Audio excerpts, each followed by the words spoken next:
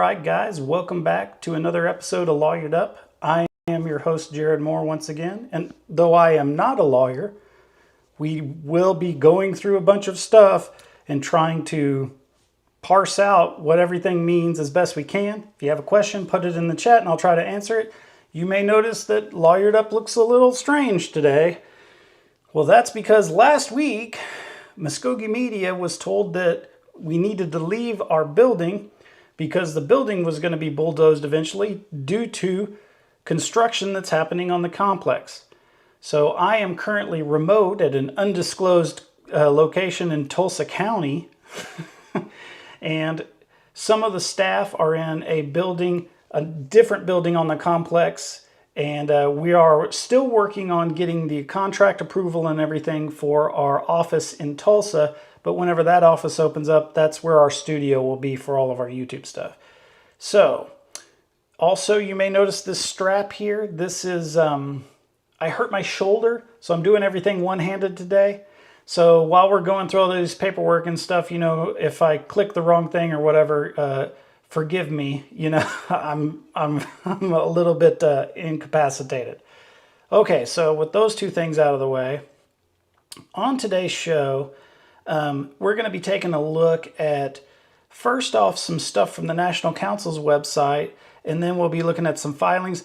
We did have a citizen request to have some coverage done on Kevin Stitt's brother. His first name is Marvin, and a case that he had that went to the Oklahoma Court of Criminal Appeals. And we're going to cover that case.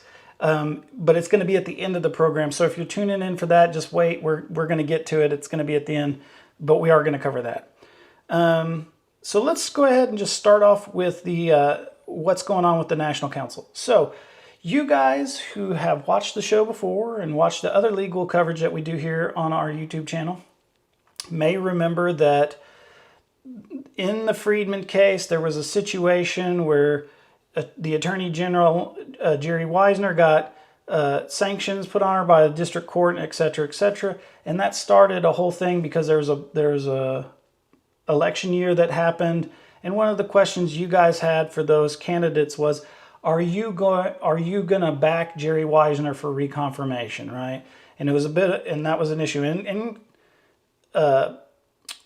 candidates got elected, and those candidates' platforms, a lot of them were saying, no, I'm not going to back Jerry.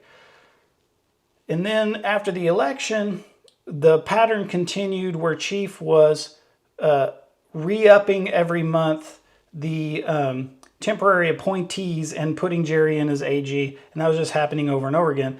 And that was a problem. That's been a problem at the nation when cabinet positions or the AG or whoever can't get confirmed. The chief had the ability to just continually re-up them as a temporary person until they can get confirmed.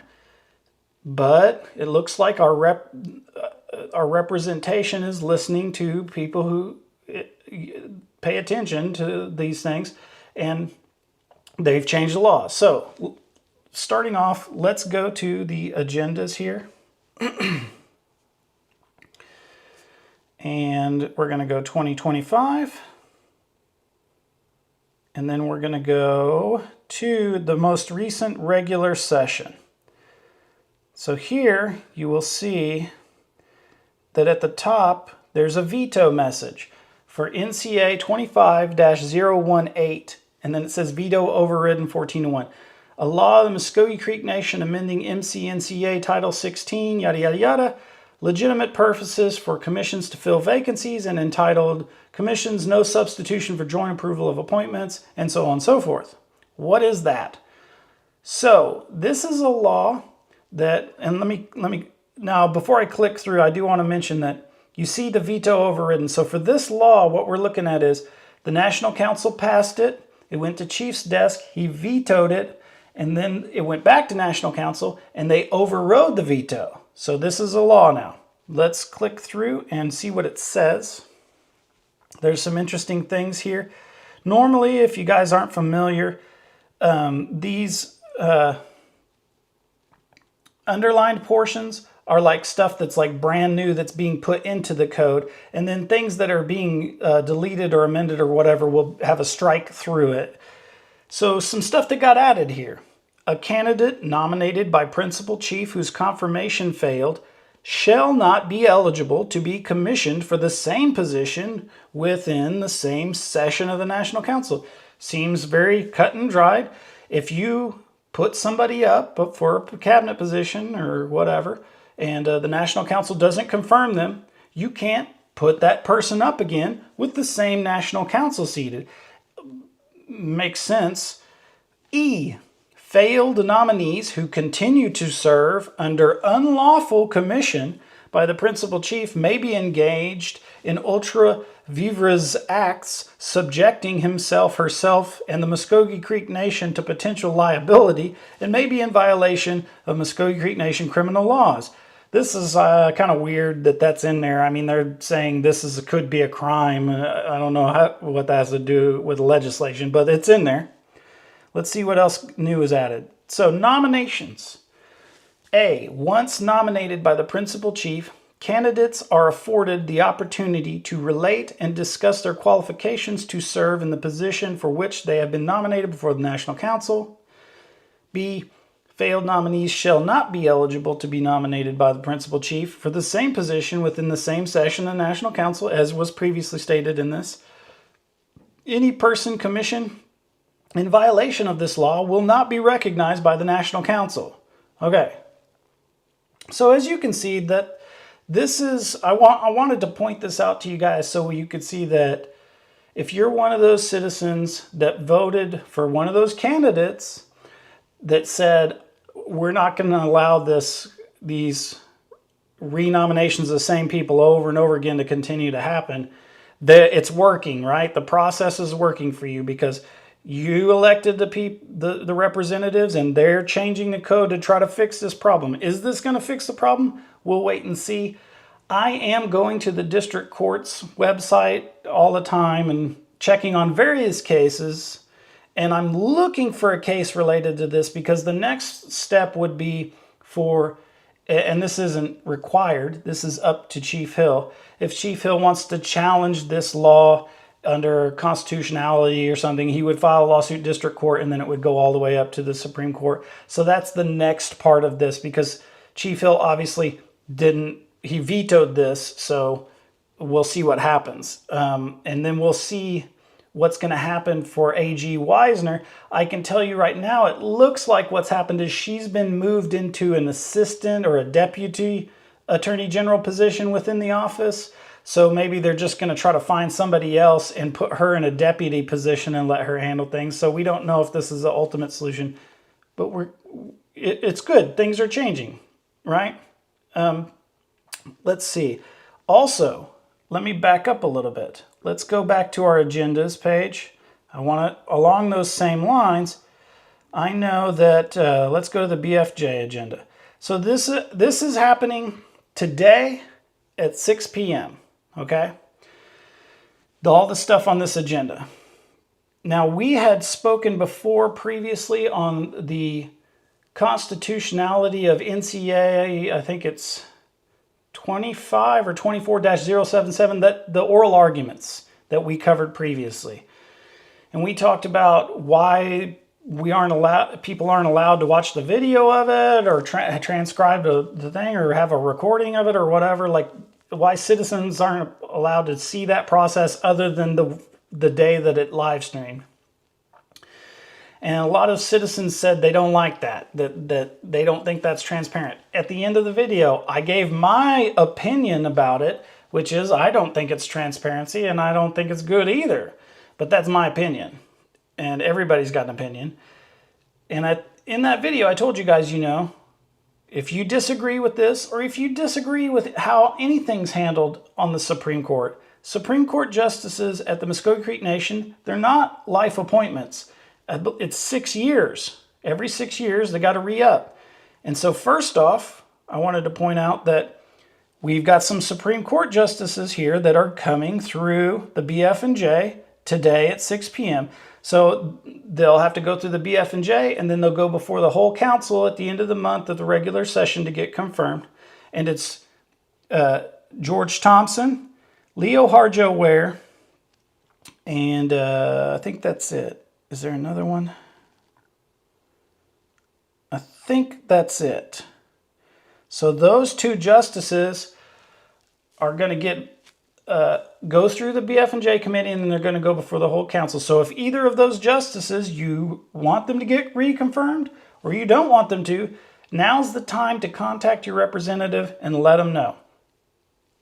Also on this, I want it, so those are the citizen power things. That's what I was talking about in the description.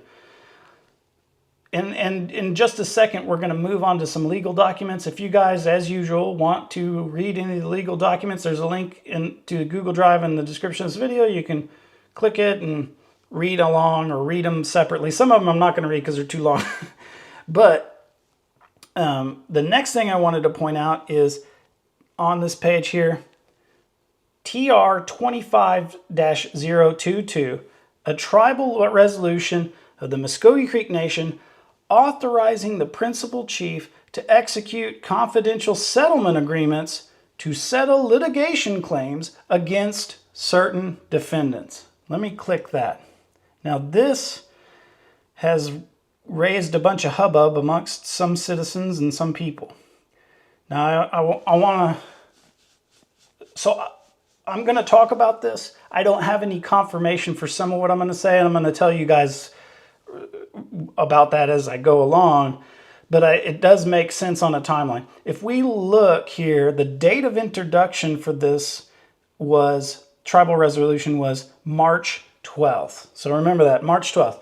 And what is this? It's basically a tribal resolution where the National Council, if they vote for this, it's saying the National Council is going to get authorized chief to go into settlement negotiations with somebody that we have sued. That's what it's saying here. To settle litigation claims against certain defendants. So it would be, this is an authorization for chief to negotiate a settlement with somebody, okay? And then you can read through here and all of that stuff. There's a bunch of stuff about sovereign immunity and yada, yada, yada. But these are pretty standard when we're going to go into settlements. And so a lot of people were like, now it doesn't say who the settlement is with because it says it's a confidential settlement agreement, okay? So a lot of people were saying, who are we settling with? Is this something where the nation got sued and everything? And that we don't know. This is the part where there's a little bit of conjecture going to happen here. When I saw this pop up, I thought to myself, is there a case on the list of cases that you guys and me have been following along where we're in settlements? And the answer is yes, there is a case where we're in settlement negotiations right now. It's the original Mvskoke Creek Nation versus Tulsa. Because if you remember the last time we did a stream, I was talking about how Mayor Nichols got elected on a platform saying he was going to work with the tribes. Mayor Nichols then apparently told the Tulsa City Police, start sending your Indian prosecutions down to the Creek Nation. We're not going to do them anymore. And that caused a problem with Kunzweiler, the Tulsa County DA, if you guys remember all of this. So that MCN versus Tulsa lawsuit had a stay put on it till March 19th. Now that stay has been extended to, I think, May or so. That stay got extended. And the purpose of that stay was for parties involved to enter into settlement negotiations. So my conjecture, my theory, is that this settlement tribal resolution is for the settlement in that case. It's authorizing chief to make a settlement agreement with the city of Tulsa and Mayor Nichols. Okay, that's my theory.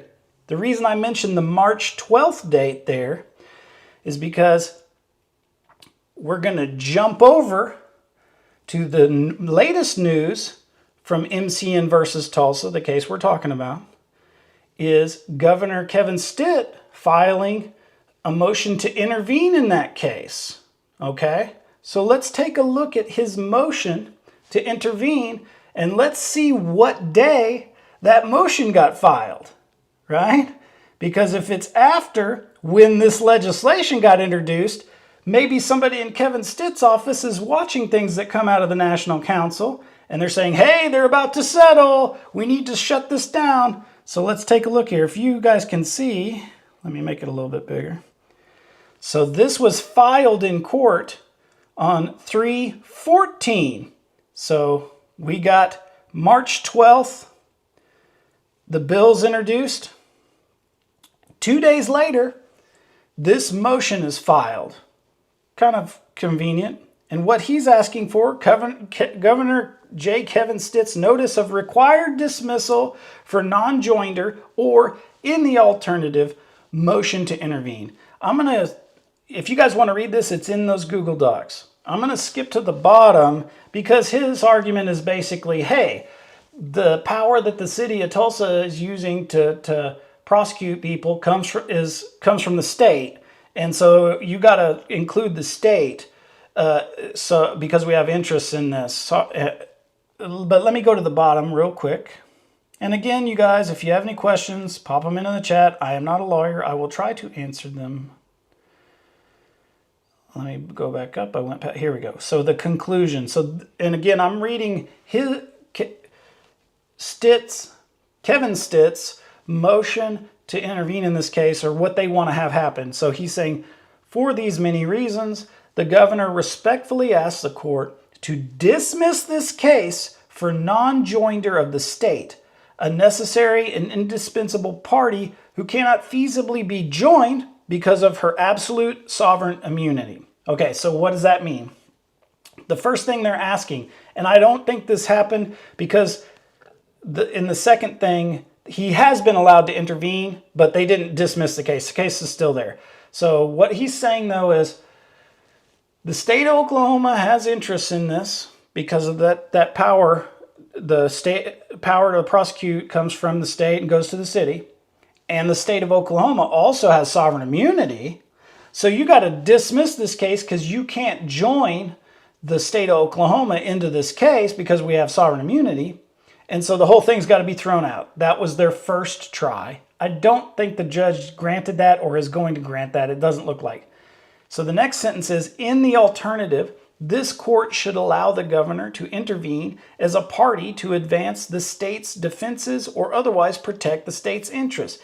So that's him saying, if you don't dismiss the case, we should at least be party of this to make sure our interests aren't abrogated or whatever, okay? So that's what Kevin filed. And there were also some other filings to intervene. A whole bunch of them were filed since this case had started. Many of them were kind of like just randos. They were like people who were like, I'm a Creek citizen in prison and I got convicted and I'm a part of this case. And some are like, I'm a Cherokee citizen and I got a traffic ticket and I'm part of this case, and so on and so forth. There's many, many of them. And it's talked about in some of the briefs that you guys have already in the folders. But there was another one I thought you guys might find interesting, and everybody should find interesting, really. Let me go back. Sorry, my thing, too far. Okay. Boop. The next one I wanted to point out is Solomon Simmons' motion to intervene. What is this? If you guys remember, the lawyer in the Freedman case in the MCN District Court, and also one of the parties and the lawyer in the Supreme Court challenge to the Supreme Court Justice Appointment Law, is DeMario Solomon Simmons. You guys know, everybody knows, should recognize his name. He has filed to be a party in this MCN versus Tulsa case that's currently stayed. I'm going to skip to the bottom here because just like in the other one, there's a lot in here that is making the argument for why he should be in there. And I need to go down here to the bottom to get to the parts that I think you guys would find interesting or are legally relevant, because there's a lot of history and so on and so forth. Excuse me, it's taking a little while. Did I go? Nope. Yeah, I went past it. Sorry. Okay, so the first thing I wanted to point out, now these are his claims here. Where is it? There's a portion in here where Mr. Simmons is asserting that he has the same, where is it? He has the same, he is the same status under, or he has the status as an MCN citizen under the 1866 treaty, right? So the same arguments they were making in the district court and also at the Supreme Court to say the 1866 treaty says that freedmen are citizens, so I am a freedman. He's saying that in here. He's saying I was affected because I've gotten a speeding ticket and I am a Creek citizen. I am descended from Creek citizens because of the 1866 treaty. And so the City of Tulsa can't prosecute me for these things. So I'm trying to find it, though. There was a bullet point. Just give me 1 second. Maybe it's down there. I thought it was at the bottom. Yeah, there's the conclusion. Yes. Just a moment.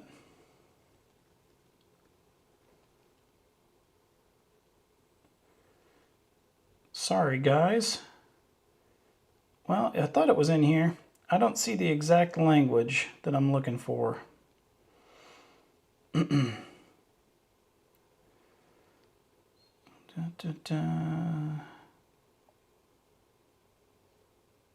No.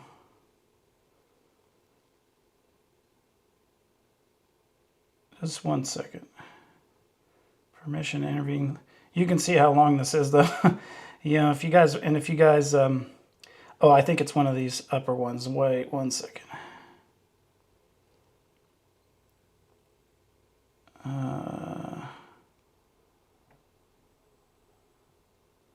That's a recap of the case.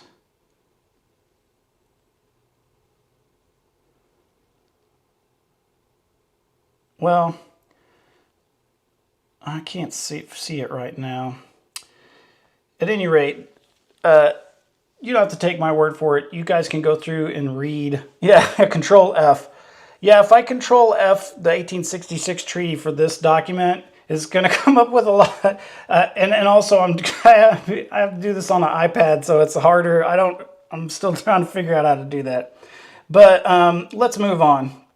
If you guys want to read Mr. Solomon Simmons' brief, you guys go for it. I wanted to point out what he's asking for, though, before we go on to the next thing. Let me move this up a little bit so you can see it. This is what he's asked for. This court should grant Mr. Solomon Simmons and the Mvskoke Creek Indian Freedmen Band's motion to intervene as of right or with this court's permission. To the extent it is necessary for his motion to intervene as right, this court should also find that they have standing under Article 3. Okay, so that's basically where they are with that. Let me look at my, whoops, too far. Let me look at my list here and see where we're at as far as our list. So the next thing here is, okay. So those are the updates on those cases. We still don't have any decision in the Strobel case, the tax case, and there's some other cases we're still waiting on something to come out of them. We had a citizen that on Facebook made a comment saying, hey, I want Jared to do lawyered up on the Stitt decision. And I emailed that citizen. I was like, could you narrow it down, like what Stitt decision? And I didn't get a response, but I'm assuming because of what they said afterwards that what they're talking about is Kevin Stitt has a brother. His first name's Marvin. He goes by something else, but he was in the same situation. I think he got a speeding ticket. Let's take a look at it. Now, this is information that is coming from the OSCN, the Oklahoma Court Network, okay? So you can also get this if you go to the oscn.net and you search Stitt or, like Marvin Stitt, it'll bring this up and you can read it and all of his other stuff. He's got some speeding tickets. Anyway, so what he said was, I'm a Cherokee citizen. I'm on the Creek Nation Reservation. You guys can't give me a ticket. And it went through the whole same process that we went through with O'Brien, basically, if you guys remember our coverage on the O'Brien decision. And the O'Brien decision came out of the Oklahoma Court of Criminal Appeals, where they said if the tribal citizen is not a member of the Creek Nation, then the city has jurisdiction. That was the decision. If they're not Creek and they're on the Creek Reservation, the city has jurisdiction. And whether you like it or not, that's currently where we are with the legal arguments on that. And that's part of the reason I didn't cover this situation with Stitt's brother at the time, because he got told the same thing. You're Cherokee, you're not Creek, so Tulsa has the jurisdiction over you. But let's take a look at it anyway. So you can see here, whoa, come here. It's jumping all over the place. You can see here that this is filed on March 6, 2025. Summary opinion, and then we'll just go through it. Marvin Keith Stitt was convicted of aggravated speeding in Tulsa following a non-jury trial before the Honorable Mitchell McCune municipal judge and fined $250 in City of Tulsa Municipal Court. We've seen this before, O'Brien case. Mr. Stitt was issued City of Tulsa municipal citation, so on and so forth. You can see there what happened. He was 16 to 20 miles over the limit. He was guilty. He is a member of the Cherokee tribe. You can see here they held multiple hearings on Mr. Stitt's motions to dismiss. Anyway, I'm going to skip down here. They have a discussion of Hooper, and then they have a discussion of O'Brien and Castro Huerta. Now, they mentioned the Bracker test here, and that gets mentioned a lot because that's what the O'Brien decision is basically set up on. And what that is, and I'm paraphrasing it, but so the idea is that the